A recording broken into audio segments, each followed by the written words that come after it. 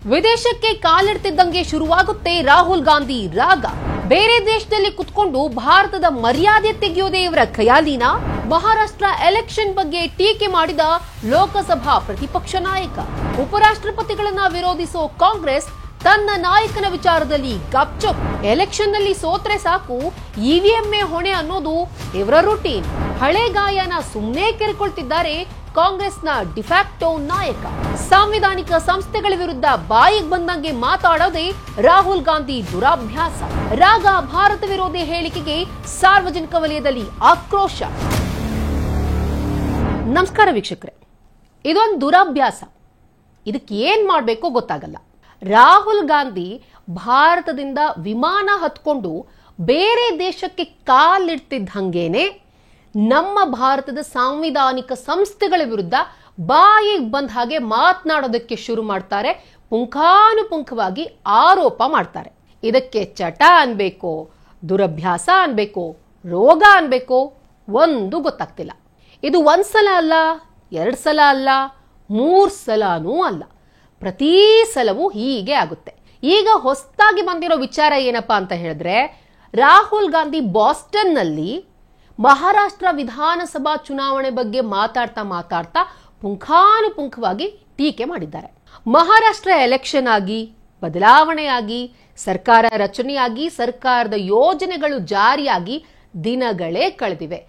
ಆದ್ರೆ ಈಗ ಕುತ್ಕೊಂಡು ಹಳೆ ಗಾಯನ ಕೆರಿತಾ ಇದ್ದಾರೆ ರಾಹುಲ್ ಗಾಂಧಿ. ಆ ಗಾಯಕ್ಕೆ ಮುಲಾಮನ್ನ ಕಂಡು ಹಿಡಿಯೋದ್ ಬಿಟ್ಟು, ತಮ್ಮ ಪಕ್ಷದೊಳಗೆ ತಾವು ಏನ್ ಮಾಡ್ಬೇಕು ಅಂತ ಯೋಚನೆ ಮಾಡೋದ್ ಬಿಟ್ಟು, ಹೀಗೆ ಕಂಡವರ ಮೇಲೆ, ಅದರಲ್ಲೂ ಎಸ್ಪೆಷಲಿ ಸಾಂವಿಧಾನಿಕ ಸಂಸ್ಥೆಗಳ ಮೇಲೆ ಈ ರೀತಿ ಗೂಬೆ ಕೂರ್ಸೋದಲ್ಲ, ವ್ಯಥ ಆರೋಪ ಮಾಡೋದಲ್ಲ ಅನ್ನೋ ಒಂದು ಬೇಸಿಕ್ ಸೆನ್ಸ್ ಕೂಡ ರಾಹುಲ್ ಗಾಂಧಿ ಅವರಿಗಿಲ್ಲ.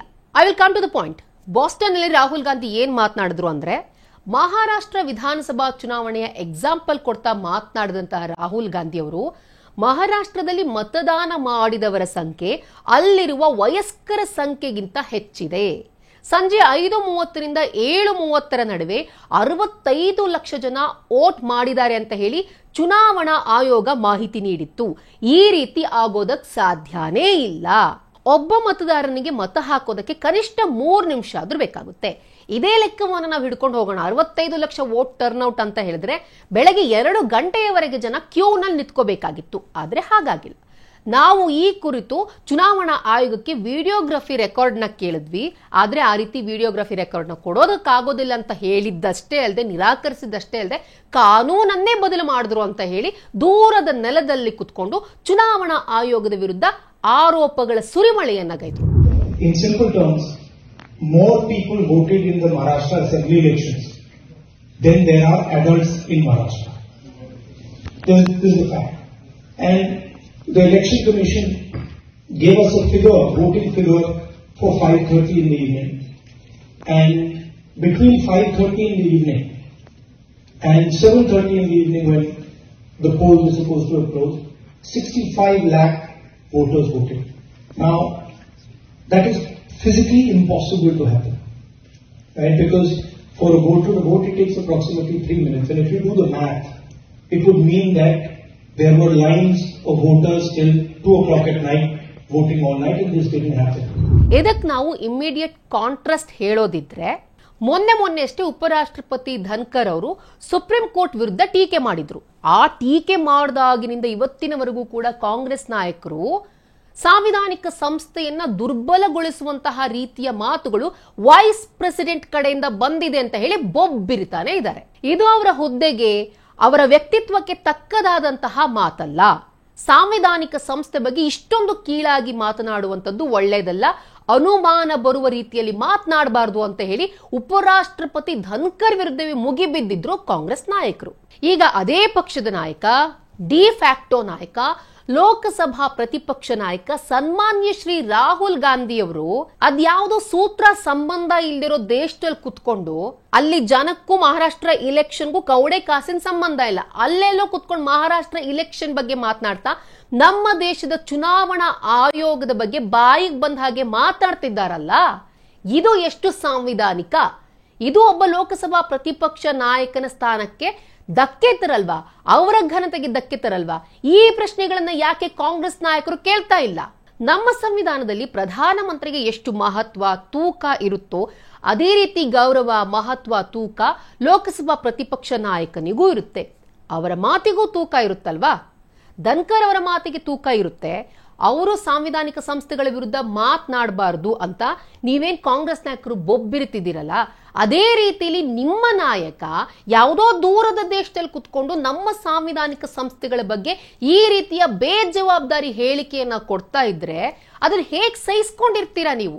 ಅದರ ಜೊತೆಗೆ ಸಹಿಸ್ಕೊಳ್ಳೋದು ಹೋಗ್ಲಿ, ಮತ್ತೆ ಅದ್ ಹೇಗೆ ಇದೇ ಸರಿ ಅನ್ನೋ ರೀತಿಯಲ್ಲಿ ಮೊಂಡುವಾದ ಮಾಡ್ತಾರೆ ಅನ್ನೋದು ಅರ್ಥನೇ ಆಗಲ್ಲ.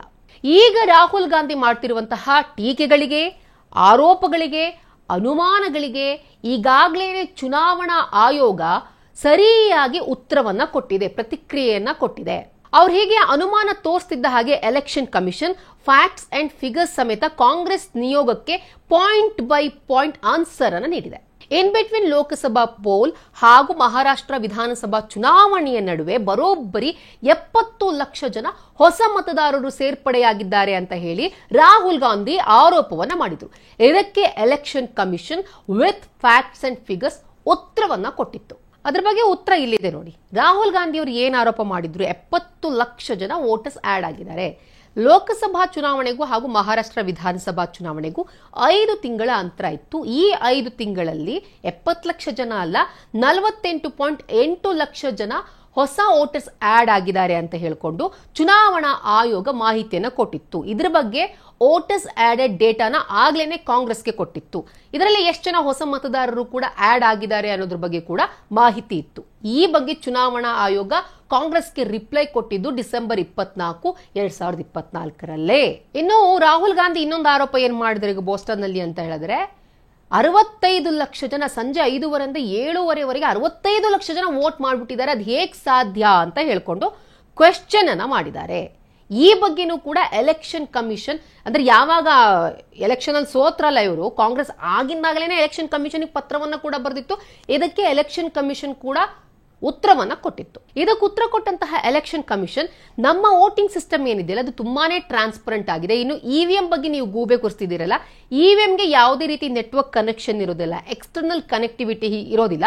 ಸೊ ಈ ಕಾರಣಕ್ಕಾಗಿ ರಿಯಲ್ ಟೈಮ್ ವೋಟ್ ಟರ್ನ್ಔಟ್ ನ ನಮಗೆ ಎಕ್ಸಾಕ್ಟ್ ಆಗಿ ಹೇಳೋದಕ್ಕೆ ಸಾಧ್ಯ ಆಗೋದಿಲ್ಲ. ನಾವು ಪ್ರತಿ ಗಂಟೆನೂ ಕೂಡ ಮಾಹಿತಿಯನ್ನ ಕಲೆ ಹಾಕ್ತಾ ಇರ್ತೀವಿ.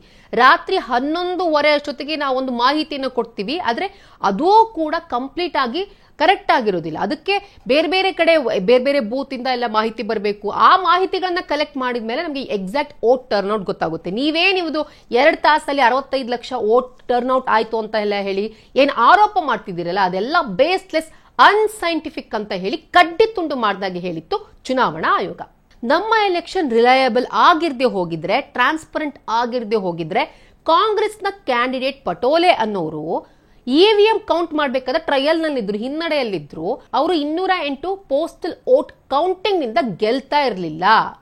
ಹೀಗೆ ಚುನಾವಣಾ ಆಯೋಗ ಇವಕ್ಕೆಲ್ಲವೂ ಕೂಡ ಉತ್ತರವನ್ನ ಕೊಟ್ಟಿದೆ. ಇದಕ್ಕೆ ಹಿಂದೆನೂ ಕೂಡ ಸಾಕಷ್ಟು ಬಾರಿ ಕಾಂಗ್ರೆಸ್ ನಾಯಕರು ಇವಿಎಂ ಬಗ್ಗೆ ಅನುಮಾನವನ್ನ ವ್ಯಕ್ತಪಡಿಸ್ತಾನೆ ಇದ್ರು. ಸೋತ್ರ ಮುಗೀತು, EVM election commission, EVM election commission ಇವೆರಡರ ವಿರುದ್ಧನೇ ಬೊಟ್ಟು ಮಾಡೋದು ಕಾಂಗ್ರೆಸ್ ನಾಯಕರ ಖಯಾಲಿ, ಕಾಂಗ್ರೆಸ್ ನಾಯಕರ ಕೆಟ್ಟ ಅಭ್ಯಾಸ. ಸೊ ಯಾವ್ಯಾವಾಗ ಇವಿಎಂ ಮೇಲೆ ಆರೋಪಗಳು ಕೇಳಿ ಬಂದಿತ್ತು, ಈ ಅಲಿಗೇಷನ್ಗೆ ಚುನಾವಣಾ ಆಯೋಗ ಕೂಡ ಉತ್ತರವನ್ನ ಕೊಟ್ಟಿತ್ತು. ಉತ್ತರಗಳು ಸಿಕ್ಕ ಮೇಲೂ ಕೂಡ ಅವರು ಅದೇ ಟೀಕೆಯನ್ನ ದೂರದ ನೆಲದಲ್ಲೆಲ್ಲೋ ಕೂತ್ಕೊಂಡು ಆರೋಪ ಮಾಡ್ತಾರೆ ಅಂತ ಹೇಳಿದ್ರೆ ಇದರಲ್ಲಿ ಏನೋ ಒಂದು ಲಾಭ ಇದೆ ಅನ್ನೋದು ಗೊತ್ತಾಗುತ್ತಲ್ವಾ?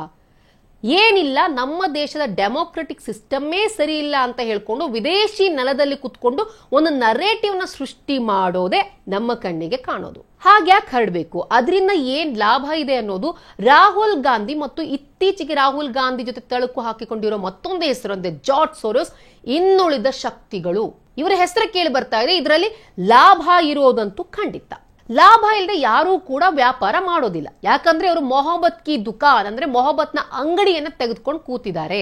ಇದು ಪ್ರೀತಿನ ಹಂಚುವ ಕೇಂದ್ರ ಅಲ್ಲ, ಇದು ಪ್ರೀತಿ ಹಂಚುವ ಅಂಗಡಿ. ಅಂಗಡಿ ಅಂದ್ಮೇಲೆ ವ್ಯಾಪಾರ ಇರುತ್ತೆ, ವ್ಯಾಪಾರ ಅಂತ ಅಂದ್ಮೇಲೆ ಲಾಭ ಕೂಡ ಖಂಡಿತವಾಗ್ಲೂ ಇರುತ್ತೆ. ಏನೋ ಅಪ್ಪ, ಈ ರೀತಿ ಮಾತಾಡ್ದಾಗೆಲ್ಲ ವ್ಯಾಪಾರಕ್ಕೆ ಲಾಭ ಆಗುತ್ತೋ ಏನೋ. ಎಷ್ಟೋ ಸಾರಿ ಅನ್ಕೊಂತೀನಿ ರಾಹುಲ್ ಗಾಂಧಿ ಮಾತಾಡೋ ವಿಷಯನ ಸೀರಿಯಸ್ ಆಗಿ ಕನ್ಸಿಡರ್ ಮಾಡಲೇಬಾರ್ದು ಅಂತ ಹೇಳಿ.